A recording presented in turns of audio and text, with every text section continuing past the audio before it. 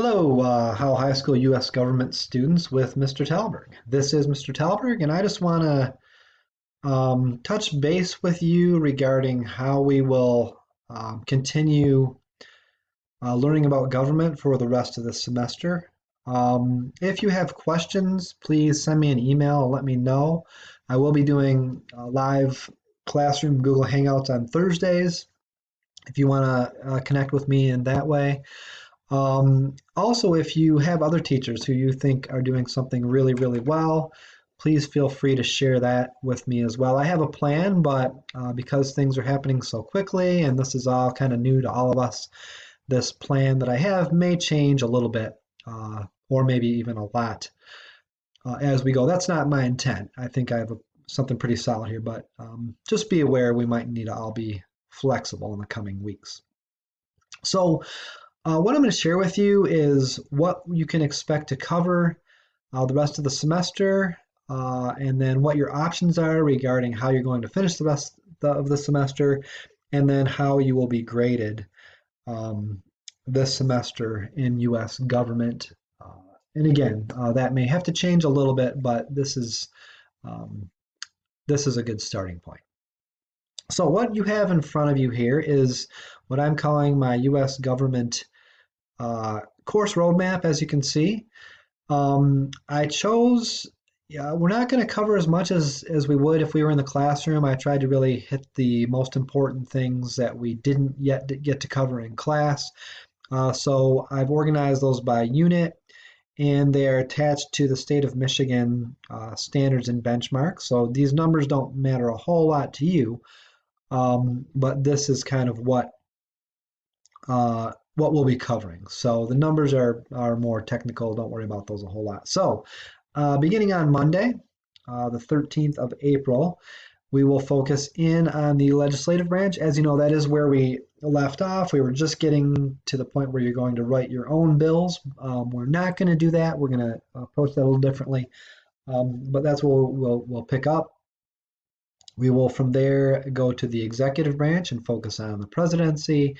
And after that, we will focus on the judicial branch, and then we'll wrap it up with your rights. So that's kind of the idea for the rest of the semester in terms of what we'll cover. Now, if you're concerned about how I will grade you, um, I'll explain that right now as well. So one thing I'm going to ask that you do in terms of your grade is I'm going to ask you to finish putting the Constitution in your own words. I will put a new copy of that in the Google Classroom, so don't worry if you don't have it.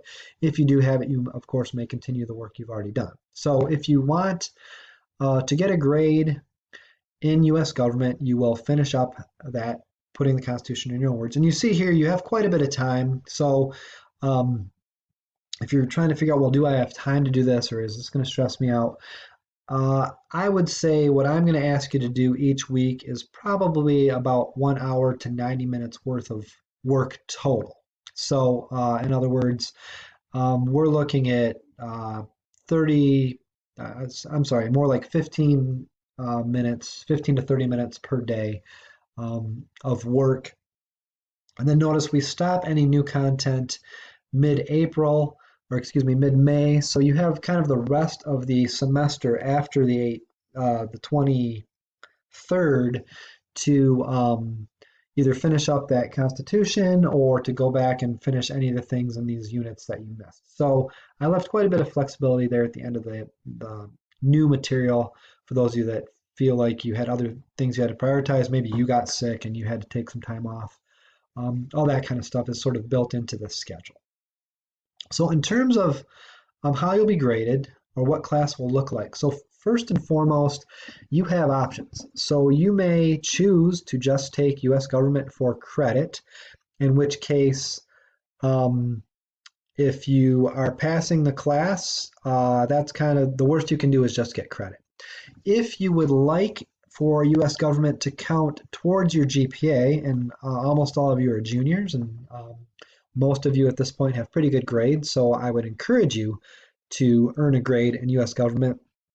If you'd like to earn that grade and have this class count towards your GPA, then you will be required to do what I'm going to describe next in those units. Now, if you choose to only get credit, all that means is you will get credit for the class. So in terms of your graduation requirements, that requirement will be fulfilled. The state of Michigan will accept that. The Howell Public Schools, of course, will accept it. Um, it just won't impact your GPA in a positive or negative way. You'll just get credit. So when I say unit roadmap, so here's how this works. So on Monday, we're going to begin or continue, I guess, covering Article 1 and the legislative branch. So what I will do is I will put a roadmap on Monday, and the roadmap will basically look like this. So you will explore some content. So what I'll do is I'll probably put 4 or 5 things in there, maybe a couple crash course and government videos. I might use the iCivics site. I might put a couple articles related to the legislative branch. So you'll choose some content uh, that goes along with that unit. After you've done that, you've watched the crash course or you've gone through the iCivics simulation, you will then do something. It might be a 1 paragraph summary of what you learned. It might be a little Google form asking you to, explain what was most or least difficult. But you'll do something that shows what you've learned. There'll be some kind of sharing component. So I might put an article in there, you'll put an opinion and maybe comment on someone else's opinion using the Google discussion feature in the Google Classroom. And then the evaluation isn't a test. The evaluation will be a checklist. So I'll put a Google form in and it will say, yes or no, did you do your 2 explorations for the week? Yes or no, did you do the assignment, the creation? Yes or no, did you share in the Google discussion? And that's it. If you do all these things, you essentially will get full credit for that unit. Your grade will be based on the idea that you complete all the units. So if you complete all these units and your Constitution, essentially that's the equivalent of 100. Now let's say you don't do the Constitution or you don't do one of the units, you would get an 85. If you don't do 2 of those things, you would get a 70. After that, you would just take credit because um, quite frankly, you'd be better off with credit than anything below a 70. In most of your cases, you'd be better off with credit with anything below an 85. So just kind of consider that.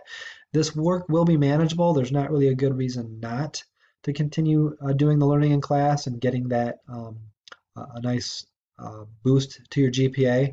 But again, some of you may have family members who are sick, or you might have stressors at home that make it difficult to do school, or maybe you'll be sick yourself. So there might be good reasons for you not to take this as a GPA grade bearing class. You might determine it's the best for you to just go with the credit option.